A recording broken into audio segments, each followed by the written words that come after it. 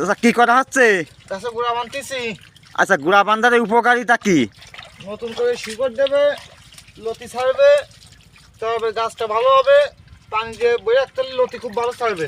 লতি ভালো ছাড়বে? হ্যাঁ আচ্ছা, আর গাছ সতেজ থাকবে এরকম? হ্যাঁ হ্যাঁ, নতুন শিকড় ফেলে গাছ তো ভালো হবে। ফিরে আসবে। এই গাছে কতদিন পর্যন্ত লতি হবে? 34 মাস পর্যন্ত। আর না দিলে 34 মাসের আগে নষ্ট হয়ে যাবে, শিকড় পাবে না গাছে।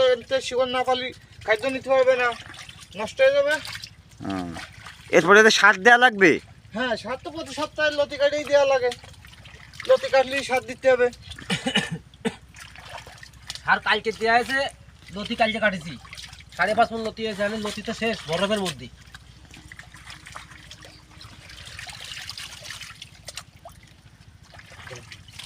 আচ্ছা, কি কি সার দিতে হবে সামনে? ওই ঘাস পুরা বাঁধা সব দেওয়া যাবে। এক এক সপ্তাহে এক এক রকম সার দিতে হবে। কচু গাছে সব সার খেতে পারে।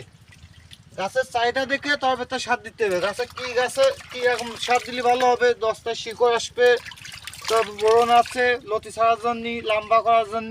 এক এক গাছের কন্ডিশন দেখে আপনার সার দিতে হবে।